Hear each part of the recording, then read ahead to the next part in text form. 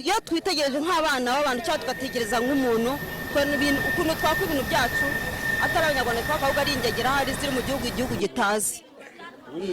Mu mudugudu w'irimbukiro Sodoma na Gomora, ijambo ry'Imana muri Bibiliya rivuga ko Sodoma na Gomora hari ahantu ndetse hakorerwaga ibyaha by'akataraboneka, cyane cyane higanjemo icyaha cy'ubusambanyi.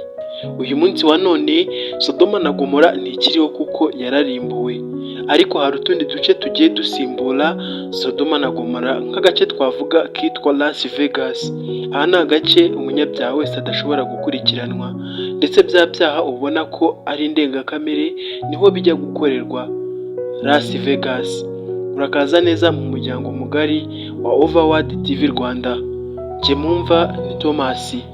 Ndagira ngo mbatembereze mu gihugu cy'u Rwanda Kigali, turebere hamwe uduce dutandukanye dufite indaya ndetse umubare munini w'izihabarizwa zikaba ari indaya zakuye. Mwibutse gukora subscribe niba utarayikora, kandi kugira ngo ibikorwa byose dukoze bijye bikugeraho ku gihe.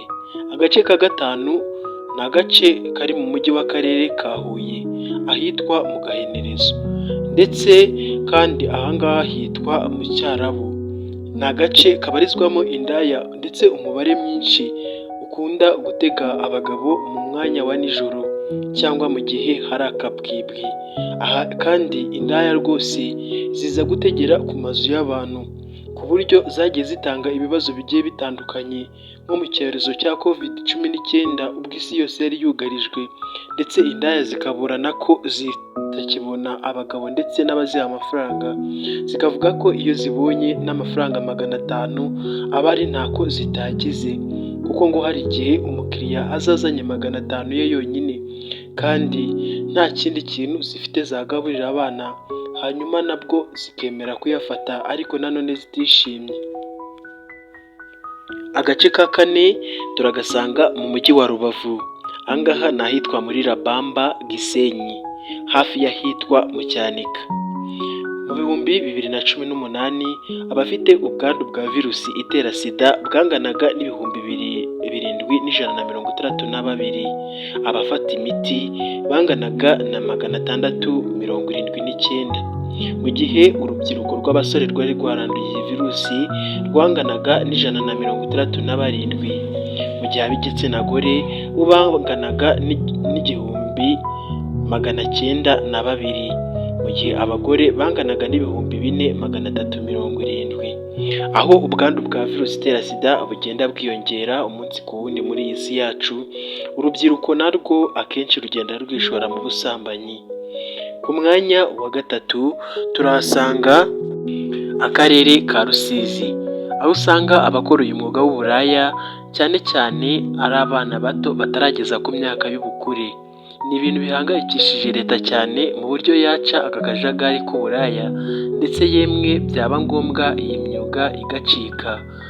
Hari nk'ibimina cyangwa se ibikorwa byagiye byegeranyirizwa hamwe bikozwe na leta kugira ngo bafashe aba bana bave muri ubu buraya bwabo. Gusa ngo nubwo akabaye icwende katoga, hari abanze kuwuvamo ndetse rimwe na rimwe bakajya bawuvamo bakongera bakawugarukamo.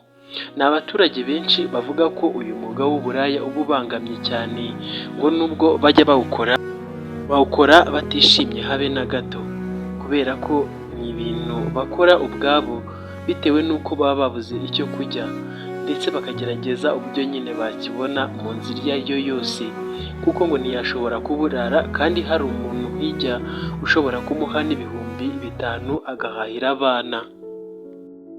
Ku mwanya wa kabiri turasanga akarere ka Musanze, ari kamwe mu turere dukunda gusurwa na ba mukerarugendo. Ahangaha ni mu gace kitwa Mucutsumume. Aka ni akarere kahimbwe n'abaturage iri zina bitewe n'uko kakundaga gukorerwamo uburaya bukabije. Gusa nubwo Musanze atari yose ikirubamo uburaya, ariko bavuga ko igice kinini cyihariwe na 80% y'uburaya. Abantu benshi bajya bavuga ko iyo imijyi irimo gutera imbere cyangwa uko ibikorwa bigenda biza, ari nako uburaya bugenda bwiyongera aho hantu, kuko abenshi mu bashoferi cyangwa se abakunda kugura izi ndaya bose bakunda kuba bari aho ngaho. Ni ibintu bisa n'ibitangaje ndetse rwose buri muntu wese atabasha gutekereza mu buryo uburaya buri kugenda bukura uyu munsi wa none. Ku mwanya wa mbere turahasanga umujyi wa Kigali. Uyu ni umujyi ugizwe n'urujya n'uruza rw'abantu, aho abantu benshi bahurira ndetse badahuje ibara, aho usanga buri muntu wese ndetse n'ingeri zose zihabarizwa. Aha ngaha ni mu karere ka Gasabo, cyane cyane ahitwa Sodoma n'ahitwa Gikondo muri Kicukiro, kuko 1970 nibwo hatangiye kwitwa iri zina Sodoma, nka Sodoma na Gomora twatangiriyeho n'ubundi tubabwira.